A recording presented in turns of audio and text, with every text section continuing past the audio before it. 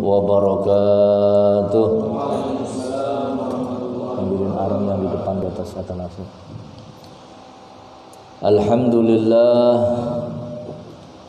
Alhamdulillahilladzi bi ni'matihi tatimmu shalihat wa tanzilul barakat wa tahsulun nafahat. Wa sallallahu wa sallama ala sayyidi sadat wa qudwatil qadat sayyidina Muhammad khairu makhluqin fil ardi was samawat wa ala alihi wa sahbihi wa tabi'ihim bi ihsanin ila yaumil miqat. Subhanaka la ilma lana illa ma 'allamtana innaka antal alimul hakim. Rabbi shrah li sadri wa yassir li amri wahlul 'uqdatam min lisani yafqahu qawli wasaddid lisani wahdi qalbi bihaqqil qur'anil azim wa rasulil karim sayyidina Muhammadin wa ala alihi wa sahbihi ajma'in, amma ba'd. Alhamdulillah, kita bersyukur kehadirat Allah Subhanahu wa ta'ala di malam ini, tepatnya malam Kamis tanggal 15 April 2020 kita dapat berkumpul kembali bertatap muka. Walaupun sebagian besar dari kita bertatap muka hanya lewat layar kaca maupun layar handphone, mudah-mudahan pertemuan ini adalah pertemuan yang insya Allah akan membawa manfaat yang besar untuk kita semua, baik dalam urusan dunia maupun urusan akhirat. Amin ya rabbal alamin. Salawat beserta salam semoga Allah curah limpahkan kepada junjungan kita baginda agung Nabi Muhammad sallallahu alaihi wasallam, juga kepada keluarganya, para sahabatnya serta pengikutnya sampai yaumil qiyamah. Hadirin hadirat, bapak-bapak, ibu-ibu, saudara dan saudari, kaum muslimin wal muslimat dimanapun antum berada, yang mudah-mudahan senantiasa dirahmati dan diberkahi Allah Subhanahu wa ta'ala. Kita lanjutkan pelajaran kita dalam kitab Al-Isti'dad li Yaumil Ma'ad sampai pada perkataan sahabat Abu Bakar As-Siddiq radhiyallahu anhu wa ardhah. Wa qala Abu Bakr As-Siddiq radhiyallahu anhu, berkata sahabat Abu Bakar As-Siddiq, semoga Allah meridhoinya, al-ibadu salasatu asnafin, hamba Allah itu atau orang yang menyembah Allah, orang yang beribadah kepada Allah itu ada 3 model, ada 3 golongan, ada 3 macam. Likulli sinfin salasatu alamatin yu'rafuna biha. Dan setiap model, setiap macam ini ada 3 tanda yang mana orang tersebut bisa diketahui dari 3 tanda tersebut. Apa saja macam orang yang beribadah itu? Sinfun ya'budunallaha ala sabilil khauf. Golongan pertama, model yang pertama, macam yang pertama ini orang yang menyembah Allah, orang yang beribadah kepada Allah Subhanahu wa ta'ala dengan jalan khauf, karena takut kepada Allah Subhanahu wa ta'ala. Takut apa? Min azabillahi ta'ala, takut dari azab Allah Subhanahu wa ta'ala. Ini ada model yang pertama ini. Ibadah kepada Allah karena apa? Karena takut kepada Allah. Nanti yang ini ada 3 tandanya. Seperti apa tandanya nanti insya Allah akan kita bahas. Kemudian yang kedua, wasinfun ya'budunallaha ala sabilir raja. Ada lagi yang beribadah kepada Allah Subhanahu wa taala dengan cara, dengan metode, yaitu berharap kepada Allah. Modelnya roja. Yang pertama khauf, yang kedua apa?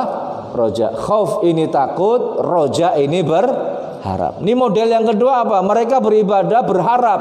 Berharap apa? Berharap rahmat Allah. Berharap apa? Berharap kenikmatan dari Allah berupa surga dan lain sebagainya. Kemudian yang ketiga, wasinfun ya'budunallaha ala sabilil hub. Ada lagi model yang ketiga ini, mereka beribadah kepada Allah dengan cara, dengan model al-hub, yaitu cinta. Yaitu apa? Cinta. Cinta kepada siapa? Cinta atas dasar Allah Subhanahu wa ta'ala. Hatta yasirallah ahab ilaihim mimma siwa. Sehingga apa?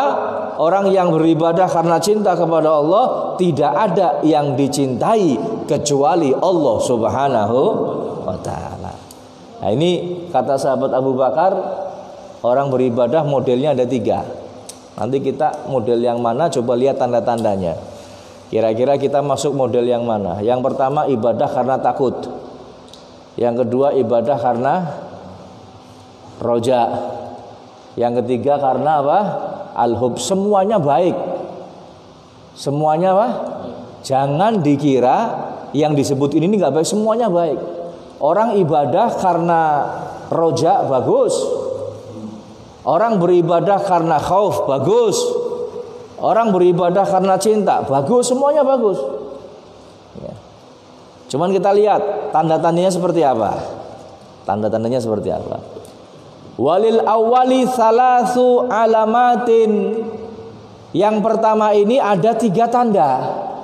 Ada 3 model. Apa yang pertama tadi? Khauf. Orang yang beribadah karena apa? Takut kepada Allah. Apa tandanya? Yastahqiru nafsahu, merasa dirinya itu hina. Merasa dirinya apa? Hina. Merasa dirinya hina, orang lain lebih mulia dari dirinya. Ini tandanya orang yang beribadah kepada Allah karena takut. Wa yastaqillu hasanatih, dan merasa kebaikannya sedikit. Merasa kebaikannya sedikit. Ini pun bagus tandanya, hadirin. Yang ketiga, wa yastakthiru sayyiatihi, merasa keburukannya banyak. Merasa keburukannya banyak. Ini tandanya orang yang beribadah karena takut kepada Allah Subhanahu wa ta'ala. Hadirin yang dirahmati Allah, kalau kita bicara tentang khauf dan roja, khauf itu takut, roja itu berharap. Maka kedua-duanya itu harus ada pada diri kita. Kedua-duanya harus ada pada diri kita. Khauf ini harus ada, roja ini harus ada. Dua-duanya ini harus ada. Ulama mengumpamakan seperti burung mempunyai 2 sayap. Seperti burung mempunyai 2 sayap. Ya. Fayambaghi li hadzal 'abd istawa al-khauf war raja hatta yakuna kajanahi thair, kajahid ta'ir. Seharusnya seorang hamba punya 2 sifat ini, takut dan berharap, seperti burung mempunyai 2 sayap. Kalau dua-duanya seimbang, insya Allah aman. Kata Nabi Muhammad, lau wuzina khauful mu'min wa raja'uhu la'tadala. Kalau seandainya orang mukmin ditimbang antara roja dan khaufnya, khauf dan rojanya ditimbang, la'tadala, seimbang, hadirin. Ini orang mukmin. Kadang-kadang dia takut, kadang-kadang dia roja atau berharap. Kadang-kadang khauf, kadang-kadang dua-duanya harus ada. Takut harus hadirin. Nabi Muhammad takut, Nabi Muhammad juga takut, padahal beliau dijamin surga. Tapi beliau takut dengan azab Allah, beliau takut dengan keadaan hari kiamat. Ini Nabi kita Muhammad SAW. Dalam satu riwayat, Nabi pernah ditanya sama sahabat Abu Bakar, "Ya Rasulullah, qad syibta." Wahai Rasulullah, engkau mulai beruban. Mulai apa? Beruban. Tahu uban ya? Uban apa? Rambut putih. Ya, beruban, keluar rambut putihnya. Enggak banyak rambut putihnya Rasulullah, enggak banyak, hanya beberapa gelintir saja. Hanya beberapa helai saja. Cuman sahabat Abu Bakar, ya Allah, seorang yang begitu perhatian kepada Rasulullah. Sampai uban Nabi Muhammad tahu, ya Rasulullah, sudah mulai ada ubannya panjenengan ya Rasulullah. Apa jawaban Rasulullah? Qala sayabatni Hud. Ya. Yang telah membuat saya beruban adalah surat Hud dan juga saudara-saudaranya, yaitu surat Waqiah, surat Al-Mursalat, surat Amma Yatasaalun, surat Idza Syamsu Kuwirat. Ini yang menyebabkan saya beruban. Kalau panjenengan lihat surat Hud, Waqiah, Mursalat, Idza Syamsu Kuwirat, itu isinya tentang keadaan hari kiamat. Nabi takut hadirin. Takut kepada keadaan yang begitu gentingnya, yang tidak ada pertolongan kecuali orang-orang yang ditentukan ditolong oleh Allah Subhanahu wa taala. Nabi takut. Sayabatni Hud wal Waqiah wal Mursalat wa Amma Yatasaalun wa Idza Syamsu Kuwirat, yang membuat saya beruban surat Hud dan lain-lainnya. Makanya kalau kita ngelihat hadirin, dulu itu ada terkenal tuh seseorang yang mau dihukum pancung, orang barat namanya siapa itu? Sekilas tadi saya baca Maria Sapa, Antoni Sapa gitu, saya lupa. Itu sehari atau paginya dia mau dihukum penggal, mau dihukum pancung, malamnya ini rambutnya berubah menjadi putih. Ya, ternyata memang ada penelitian, walaupun sama ilmu kedokteran ini masih jadi khilafiyah, masih jadi apa? Perbedaan pendapat. Ya. Tapi ada yang mengatakan bahwa stres dan ketakutan yang berlebih menyebabkan seseorang cepat beruban. Ya, jadi misalkan wong sing ubanen, ya bukannya terus kita ndak dia itu stres, enggak. Ya mungkin faktor yang lain, keturunan dan lain sebagainya. Cuman ini kata penelitian mengatakan stres yang berlebihan dan ketakutan yang sangat maka akan menyebabkan cepat beruban. Ya jadi mungkin kita husnudon saja, barangkali orang yang cepat beruban atau banyak ubannya mungkin mikiri Al-Quran, mungkin mikiri hari kiamat, mungkin mikiri alam kubur.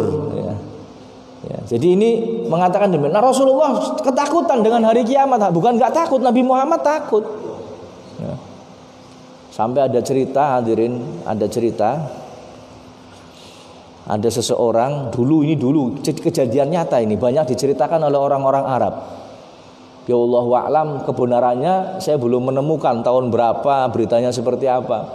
Cuman dulu ada pesawat jatuh. Ada pesawat jatuh, terbangnya sudah rendah, untungnya rendah terbangnya nggak tinggi. Ya. Kemudian jatuh ke laut. Jatuh apa? Ke laut. Setelah jatuh, kemudian ada beberapa orang yang selamat atau mungkin satu orang itu tok yang selamat. Selamat, wah dia bersyukur. Cuman yang mengherankan ketika sebelum naik pesawat rambutnya hitam, tapi ketika selamat dari pesawatnya sudah jatuh. Dianya selamat di tengah lautan, selamat ditolong, rambutnya berubah menjadi putih. Ini kejadian nyata seperti itu. Ada kalanya orang yang takut berlebihan ini rambutnya berubah menjadi putih. Loh Bib, apa ada dalilnya? Ada dalilnya. Jangan dikira anak-anak orang muda terus berubah menjadi putih, rambutnya ketakutan, ini nggak ada dalilnya. Ada dalilnya hadirin. Disebutkan dalam Al-Quran, yauman yaj'alul wildana shiba. Yauman yaj'alul wildana shiba, hari di mana anak-anak kecil rambutnya berubah menjadi putih. Kenapa? Saking takutnya menghadapi keadaan hari kiamat, Allah jadikan anak kecil rambutnya nggak putih, hitam, berubah menjadi putih. Kenapa? Saking ngerinya kedatangan hari kiamat. Dalam kitab tafsir disebutkan Nabi Dawud, tahu Nabi Dawud? Nabi Dawud raja, punya panglima perang dia. Panglima perangnya meninggal dunia di alam kubur.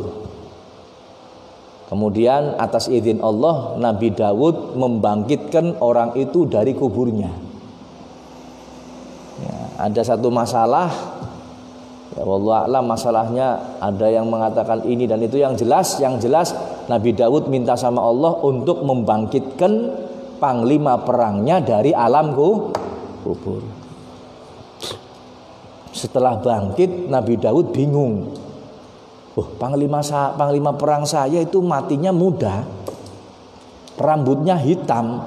Setelah dibangkitkan rambutnya putih, jenggotnya putih semua. Tanya, wahai panglima perang, bukankah dulu kamu waktu mati kamu kan masih muda, rambut kamu masih hitam, kok sekarang putih? Kok sekarang putih? Jadi panglima perang, ini baru wahai Nabi Daud, saya mengalami rambut putih ini baru saat ini, detik ini ketemu panjenengan putih rambut saya. Sebelumnya di alam kubur saya rambutnya hitam. Loh, kenapa? Saya tadi waktu dibangkitkan dari alam kubur, saya ngertinya itu hari kiamat. Saya taunya apa? Hari kiamat. Saya takut dengan ketakutan yang sangat. Akhirnya rambut saya berubah menjadi putih baru tadi. Sedurunge kon ngundang, sebelum kamu itu membangkitkan, saya masih hitam rambutnya.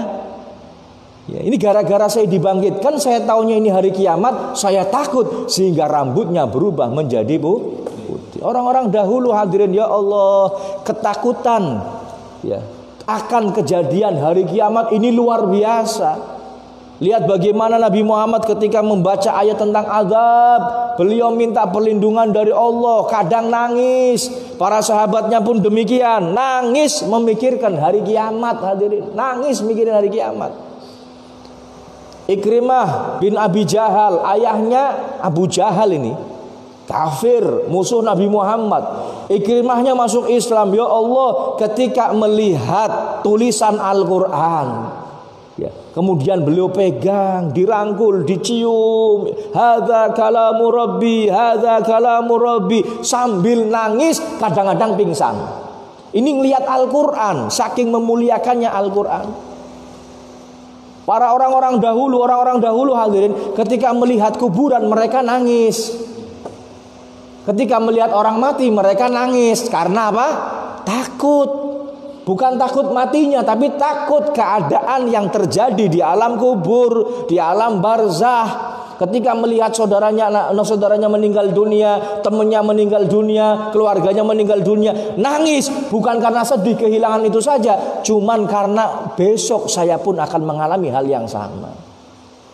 Lain dengan kita hadirin, ngantar jenazah, mayit, ngantar jenazah, kadang-kadang ngobrol masalah dunia. Pol-pole kadang-kadang maklaran. Nang kuburan maklaran hadirin. Ngatur jenazah, jelas jenazahnya lagi dipanggul, kita ngelihat di depannya. Iben anak motor pang didol ki kon wali pira. Maklaran coba. Ya. Lebih parah lagi kuburan yang seharusnya tempat untuk mengambil iktibar, mengambil pelajaran, kuburan gue main judi. Kuburan buat main judi hadirin. Ini keadaan kita. Nabi sudah mengingatkan, kafa bil mauti wa'idha, cukup yang namanya kematian sebagai apa? Nasihat untuk kita hadirin, nasihat. Ambil pelajaran, takut kepada Allah, takut keadaan di alam barzah, takut keadaan di akhirat. Ini seperti itu hadirin. Nabi Muhammad takut. Cuman ketakutan yang semacam ini hadirin, jangan kita punya sifat takut melulu, jangan. Jangan terus-terusan takut. Orang yang terus-terusan khauf, takut kepada Allah, ya, nanti akhirnya hasilnya kurang baik. Kenapa? Nggak mau kerja, nggak mau urusan dunia, sholat, ya bagus sih. Ya. Nggak mau ketemu orang. Kenapa? Karena takut. Makanya ada roja, ada yang namanya berharap atau harapan. Berharap apa? Berharap atas ampunan Allah Subhanahu wa ta'ala, berharap rahmat dari Allah Subhanahu wa ta'ala. Jadi seimbang antara khauf dan antara roja. Jangan takut terus, jangan roja terus. Orang yang roja nggak ada takutnya, ya dia akan menggampangkan. Dia akan menggampangkan, hadirin. Menggampangkan bagaimana? Dia akan merasa, oh Allah Maha Pengampun. Allah sifatnya kasih sayang, saya pasti akan diampuni oleh Allah. Hari ini saya maksiat, jangan khawatir, Allah akan mengampuni saya. Ini orang yang rojak saja, nggak ada takutnya. Makanya takut saja kurang baik, berharap saja juga kurang baik. Dua-duanya harus seimbang. Ada khauf, ada apa? Ada roja. Dua-duanya ini harus seimbang. Ya Rabb, mudah-mudahan Allah jadikan dalam diri kita ini ada khauf dan juga ada roja, ada takut, ada juga berharap, sehingga kita akan selamat di dunia ini dan kelak besok di akhirat pun akan diberi keselamatan oleh Allah Subhanahu wa ta'ala. Amin ya rabbal alamin. Walithani salah satu alamat yang kedua ini ada 3 tanda. Apa yang kedua? Orang atau golongan orang yang beribadah dengan jalan roja saja, ya, dengan jalan roja. Yakunu qudwatan nasi fi jami'i halat. Maka orang ini tandanya dia akan menjadi panutan bagi orang lain dalam semua keadaannya. Yang kedua, wa yakunu askhan nas kullihim bil mal zahidan fid dunya. Yang kedua, dia akan menjadi orang yang paling dermawan dengan hartanya dan zuhud dalam urusan dunia. Ini orang yang beribadah atas jalan roja, berharap rahmat.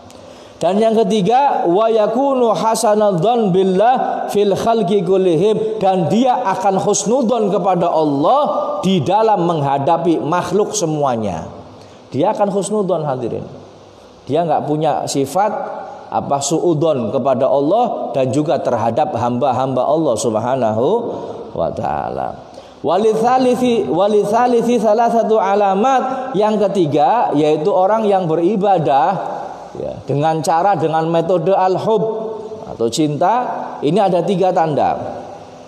Apa saja? Yu'ti ma yuhibbuhu wa la yubali ba'da an yardha rabbuh. Dia akan memberikan apa-apa yang dicintai dan dia tidak peduli setelah Allah memberikan keridhaan kepadanya. Pokoknya Allah ridho sudah. Kalau Allah sudah ridho, apapun yang dia miliki akan diberikan. Nah, ini susah ini orang seperti ini. Oh, nanti kamu miskin, kalau kamu berikan semua hartamu, nggak peduli, yang penting Allah ridho. Oh, nanti kamu dibenci sama keluargamu, kok harta dikeluarkan semua, nggak peduli, yang penting Allah ridho. Saya nggak peduli keluarga, nggak peduli siapapun, yang penting Allah ridho. Oh, nanti keadaanmu susah, kalau hartamu diberikan nanti kamu bisnisnya susah, nggak punya modal, nggak peduli keadaan saya, yang penting Allah ridho. Makanya dia akan memberikan harta yang dia cintai, bukan harta yang turahan. Ya, kalau kita kan ngasih sedekah, infak, nyumbang, kira-kira harta yang kita cintai atau harta turahan? Jujur bae wis, ning panjenengan nyumbang sedekah yang dikasih harta yang kita cintai atau turahan? Tahu turahan, lebihan. Kebanyakan kalau kita melakukan sedekah ini harta kelebihan. Barangkali ada kelebihan harta lebihan berarti. Padahal Allah jelas dalam Al-Quran mengatakan, lan tanalul birra hatta tunfiqu mimma tuhibbun. Tidak akan bisa kamu sekalian mencapai kebaikan hatta tunfiqu mimma tuhibbun, sehingga kau mengeluarkan, kau menginfakkan harta yang kamu cintai. Ini jarang hadirin.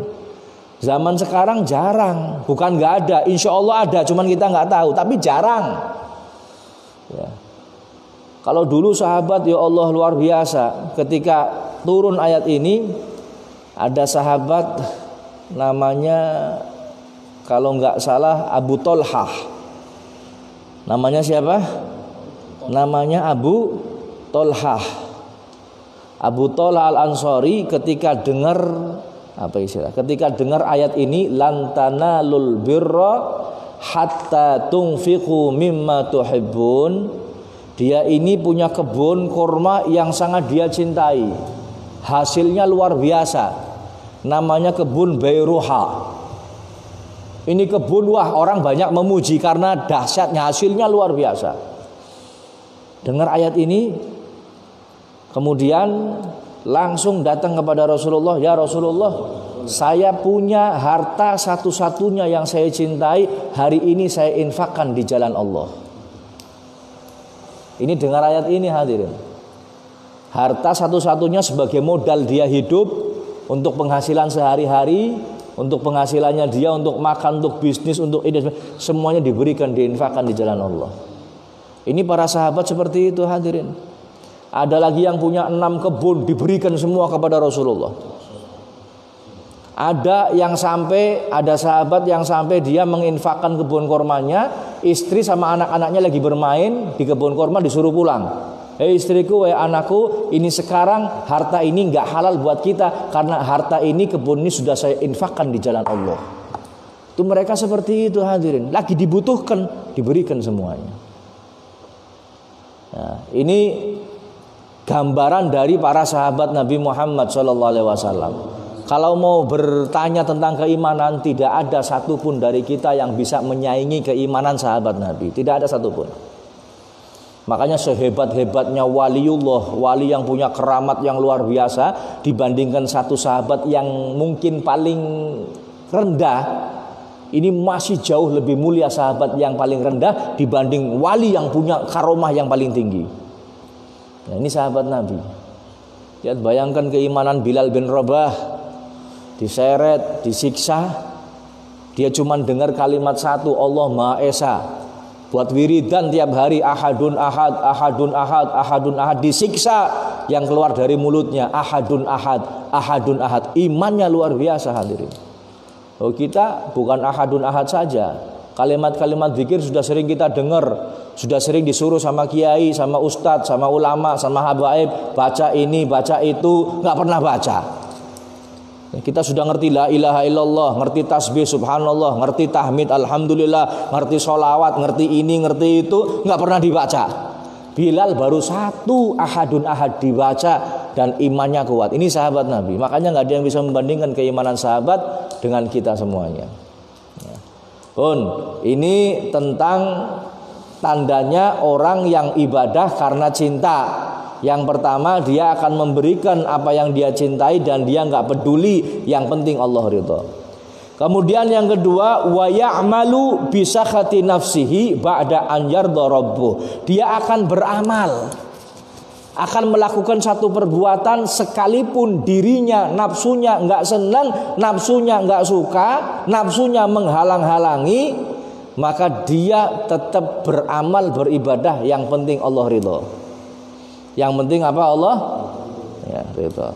Dan yang ketiga, wa yakunu fi jami'il halat ma'a sayyidihi fi amrihi wa nahyi.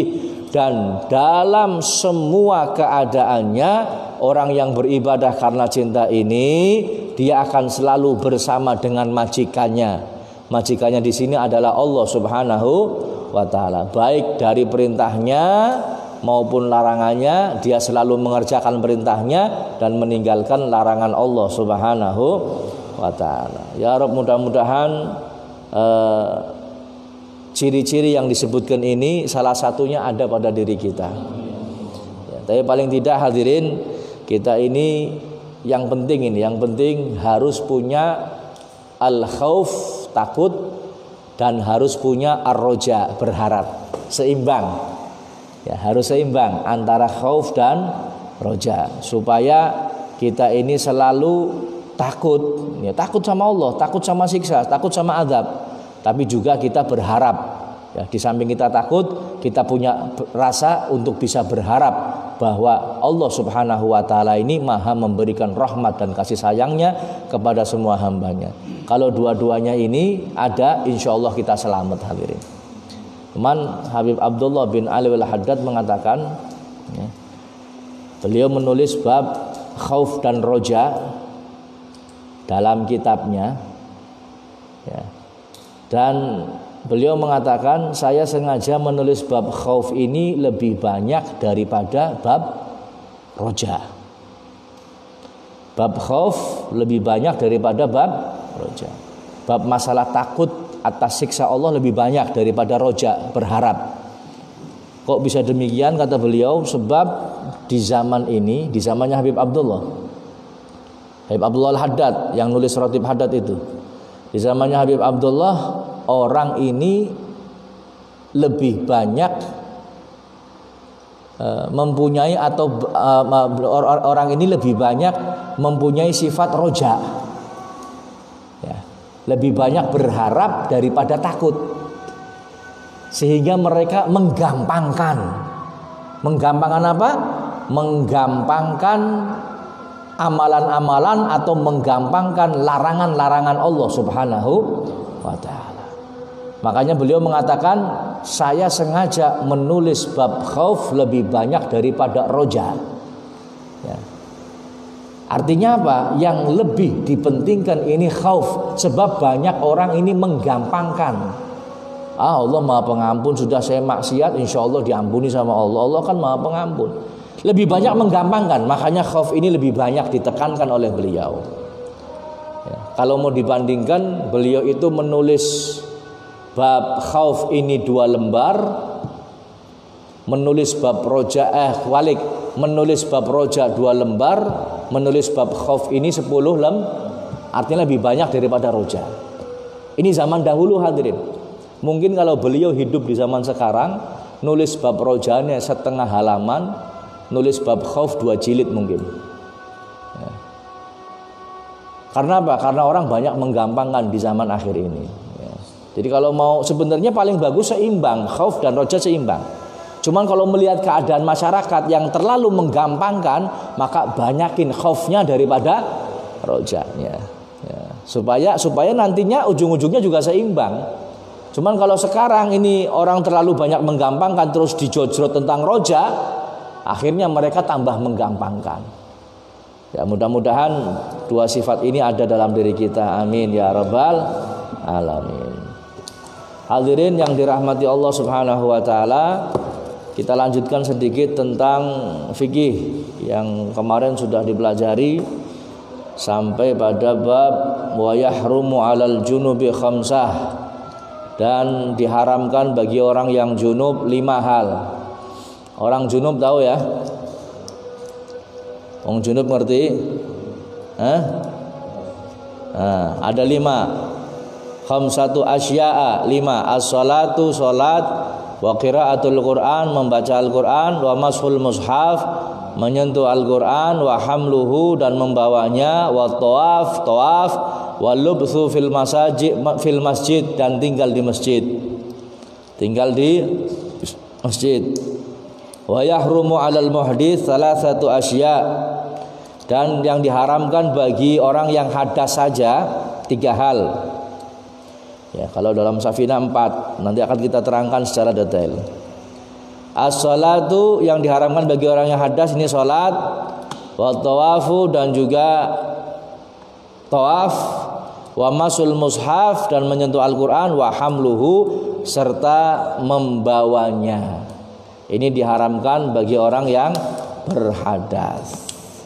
Hadirin yang dirahmati Allah Subhanahu wa Ta'ala, ya, hukum fikih mengharuskan kita seperti itu. Jadi ada aturan-aturan yang harus kita taati. Apalagi ketika kita ini berhadas ataupun junub, ya, hadas kecil kita nggak punya wudhu, ataupun hadas besar yang mewajibkan kita mandi, ya, maka harus diperhatikan rinciannya dari yang tadi kita baca, ya. Alladzi yahrumu bil hadatsi wal janabati wal haid arba'atun. Yang diharamkan bagi orang yang hadas, begitu juga orang yang junub, begitu juga orang yang haid. Ya, ini tiga orang ini, hadas, junub, haid. Ini ada 4. Ada berapa? 4. Yang pertama sholat. Orang yang hadas, orang yang junub, orang yang haid nggak boleh atau haram untuk sholat fardhon wa naflan, baik sholat fardu dan juga sholat sunnah, dua-duanya nggak boleh. Oh, sholat sunnah ikimen nyontak sholat nggak boleh. Wa kadzalika nahwu shalah wa huwa arba'ah. Begitu pula yang seperti sholat ada 4 juga nggak boleh dilakukan, sama seperti sholat hukumnya. Apa? Sujud tilawah. Tahu sujud tilawah? Sujud tilawah kan sunnah kita bersujud ketika mendengar ayat-ayat sajdah, baik di dalam sholat maupun di luar sholat, asalkan memenuhi kriteria, ya, memenuhi syarat. Ya. Contoh kita nggak punya wudhu, nggak punya, atau lagi junub, atau lagi haid, tahu-tahu dengar ayat sajadah, wasjud waqtarib, ayat sajadah, kemudian sujud, nggak boleh, haram. Karena apa? Karena nggak punya wudhu, dia berhadas. Kecuali punya wudhu, lagi di masjid ya i'tikaf, kemudian ada kita baca surat sajadah, ayat sajadah, sujud tilawah nggak apa-apa, sunnah hukumnya. Tapi kalau nggak punya wudhu atau lagi junub atau dia haid, maka haram, nggak boleh sujud tilawah. Begitu pula sujud syukur. Sujud apa? Syukur. Kadang-kadang ini sujud syukur orang yang nggak ngerti ilmunya asal ngelabruk baik. Alhamdulillah ngelabruk loh. Ini siapa yang ngajari? Syaratnya sujud syukur harus punya wudhu, nggak boleh hadas. Dalam keadaan hadas nggak boleh.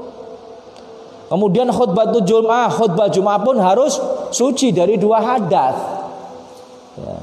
Begitu pula sholatul janazah, sholat jenazah. Ini yang setara dengan sholat. Sujud tilawah, sujud syukur, khutbah Jum'ah, sholat jenazah, semuanya diharamkan ketika kita hadas, junub maupun haid. Yang kedua tawaf. Tawaf pun diharamkan, nggak boleh. Fardhon wa naflan, baik yang fardu maupun yang sunnah, li'annahu bimangzilati sholat, sebab yang namanya tawaf ini kedudukannya seperti sholat. Yang ketiga masul mushaf.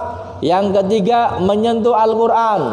Orang yang berhadas, orang yang junub, orang yang haid ataupun nifas, maka nggak boleh menyentuh al-murad bil mushaf. Yang dimaksud mushaf itu ma kutiba fihi Qur'anun walau ba'du ayah biqasdid dirasah atau tilawah. Yang dimaksud mushaf itu apa-apa yang tertulis di dalamnya Al-Quran walaupun sebagian ayatnya saja, dengan niat biqasdid dirasah, dengan niat untuk dibaca, ya, untuk tilawah, itu yang disebut mushaf. Seperti mushaf yang ada di kita ini ditulis di dalamnya, niatnya untuk diapa ini? Orang bikin Quran, kita punya Quran di rumah, orang nyetak Al-Quran di buku seperti ini, niatnya untuk apa? Pajangan. Buat apa? Buat dibaca, bukan buat pajangan. Niatnya untuk apa? Dibaca. Itu yang disebut mushaf. Walaupun sebagian saja itu disebut mushaf. Jadi menyentuhnya pun nggak boleh. Yang keempat hamlul mushaf. Yang keempat membawa mushaf. Ini pun nggak boleh. La yajuzu hamluhu lil baligh illa idza kana ma'al mata. Nggak boleh anak yang baligh, yang sudah baligh ini membawa Al-Quran, ya, dia ini dalam keadaan hadas atau junub, nggak boleh, haram hukumnya. Tapi ada 4 keadaan. Ini ulama berbeda pendapat. Ada 4 keadaan. Mana yang boleh, mana yang nggak boleh membawa Al-Quran. Taratan yaksidul mushaf faqat. Kadang-kadang orang membawa mushaf ini tujuannya hanya membawa saja, membawa Al-Quran saja tanpa yang lain. Fala yajuz, maka nggak boleh. Kalau kita membawa Al-Quran tujuannya membawa Al-Quran saja nggak boleh. Taratan yaksidul mata afagat. Kadang-kadang kita membawa tujuannya membawa barang saja, bukan membawa Al-Quran. Contoh, kita Al-Quran ini ditaruh di tas. Kita nggak bertujuan untuk membawa Al-Quran. Tujuannya saya bawa barang sudah. Boleh. Kalau nggak punya hadas boleh. Ya, sekalipun nggak punya hadas boleh. Taratan yaksiduhuma fala yajuz inda Ibnu Hajar khilafan liramli. Kadang-kadang orang bawa Al-Quran disertai dengan barang yang lain. Tujuannya juga saya bawa Al-Quran dan bawa barang yang lain. Maka bagaimana hukumnya? Fala yajuz inda Ibnu Hajar. Menurut Imam Ibnu Hajar nggak boleh. Khilafan liramli, tapi Imam Romli membolehkan. Imam Romli membolehkan. Terus gimana Bib? Ya panjenengan terserah mau mengikuti Ibnu Hajar atau Imam Romli, terserah. Taratan la yaksidu ahaduhuma. Kadang-kadang kita bawa sesuatu, bawa Al-Quran nggak bertujuan bawa apa-apa. Ada barangnya, ada Al-Qurannya, ada bukunya, ada handphone, tapi kan nggak apa-apa. Pokoknya nggak bawa sesuatu. Dia nggak bertujuan bawa Quran, nggak bertujuan bawa barang, sudah mutlak ini. Fala yajuz. Kadzalika inda Ibnu Hajar khilafan liramli. Nggak boleh. Ya, menurut Imam Ibnu Hajar, tapi berbeda dengan Imam Romli.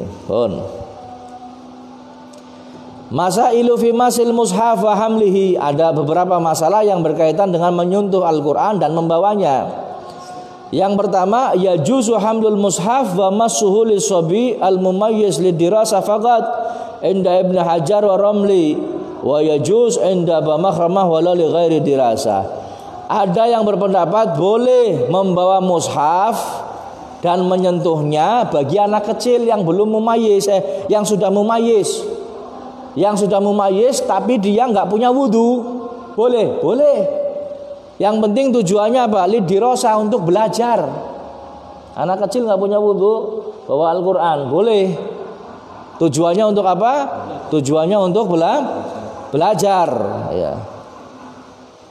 Inda Ibnu Hajar wa Romli, baik menurut Imam Ibnu Hajar maupun Imam dua-duanya boleh. Dua-duanya mengatakan boleh bagi anak kecil saja, niatnya untuk belajar. Apa?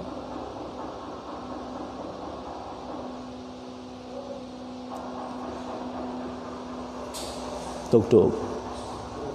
Yang kedua, wa yajuh inda Bamakhramah walau bi ghairi dirasah. Menurut Imam Bamakhramah boleh semuanya walaupun enggak niat belajar. Sing penting bocah cilik sudah mumayyiz. Apa? Kita orang? Hah?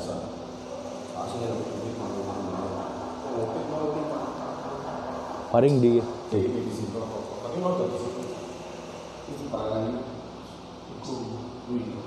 Begu.